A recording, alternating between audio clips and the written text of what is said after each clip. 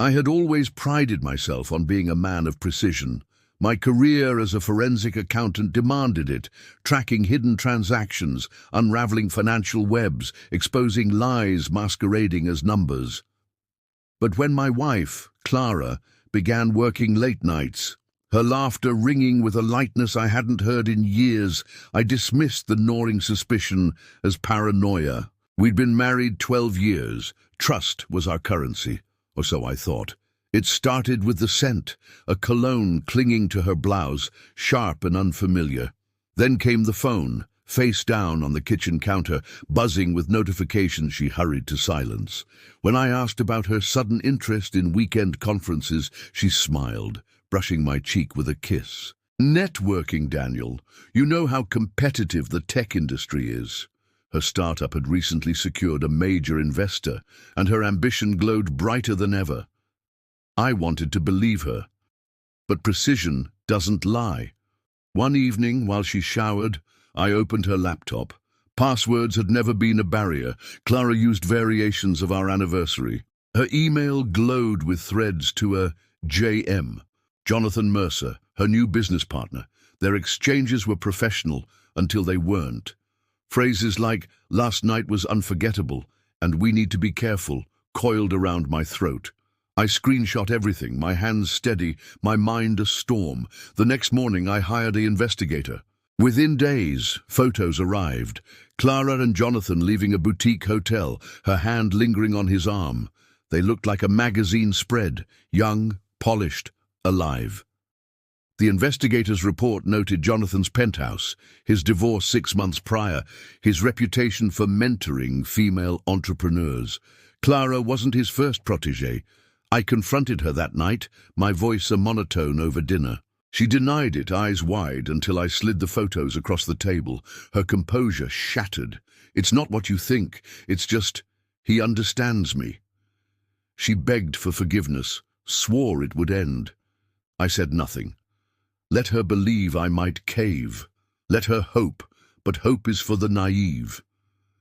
I waited until her startup's IPO announcement, a glittering event where Clara would shine. That night, as she donned a silver gown, I excused myself claiming a migraine. Instead, I logged into her company's servers.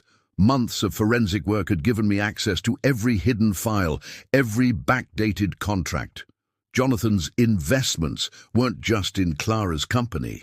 He'd been funneling funds through shell companies, laundering money for clients whose names would make headlines. I compiled it all, emails, transfers, falsified reports, into a single encrypted file. Then I waited. Let her have her moment in the spotlight. Let her taste the triumph before the fall. The IPO party was a spectacle. Balloons emblazoned with her company's logo floated above Manhattan's skyline. Clara glowed under camera flashes, Jonathan at her side, his hand grazing her waist. I watched from the shadows, a ghost in my own life. At midnight, as champagne flowed and speeches praised Clara's vision, I triggered the email.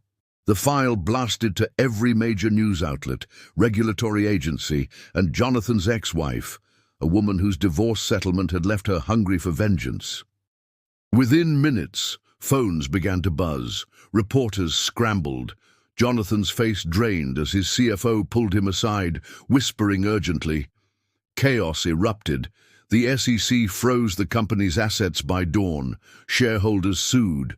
Jonathan's penthouse was raided, his name splashed across tabloids alongside words like fraud and conspiracy.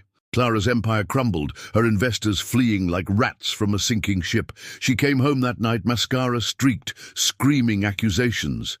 "You did this. You ruined me." I remained calm. "You ruined yourself. I just clarified the numbers." She lunged, but I stepped aside, her fury dissolving into sobs. The next morning, she fled to her sister's, leaving divorce papers on the kitchen counter. I didn't sign them, not yet. The true masterpiece came weeks later. Jonathan, desperate to avoid prison, turned state's evidence. His testimony implicated Clara Emails showing she'd known about the fraud, had even suggested creative accounting to inflate valuations. Her defense crumbled. The judge called her actions a calculated betrayal of trust and sentenced her to 18 months. I visited her once in Prison Orange, her confidence eroded to ash. "Why?" she rasped. I leaned close, my voice a whisper. "You forgot who I am. I don't erase mistakes, I document them." The world moved on. Clara's startup became a case study in corporate greed. Jonathan vanished, rumors placing him in a country without extradition. I sold our brownstone, donating the proceeds to whistleblower charities, a poetic touch. But revenge, I learned, is a dish best served recursively. Months after Clara's sentencing, an envelope arrived. Inside, photos of Jonathan, gaunt and unshaven, working construction in Buenos Aires. A note in neat print. "Your wife's lover." His passport's expired. Enjoy. I never discovered the sender. It didn't matter. The final stroke came on the anniversary of our wedding. Clara, released early for good behavior, tried to rebuild. But the tech world blacklisted her. Desperate, she reached out, pleading for a loan. "I have nothing, Daniel. Please." I sent a single page. Her sentencing transcript, the judge's words highlighted. A pattern of deceit that poisoned every relationship. She never contacted me again. Last I heard, she works as a barista in Omaha. Jonathan's ex-wife bought her old company's assets at auction, rebranding it into a watchdog firm. Irony, I suppose. As for me, I retired, moved to a cabin in Colorado where the silence is clean and numbers no longer whisper secrets.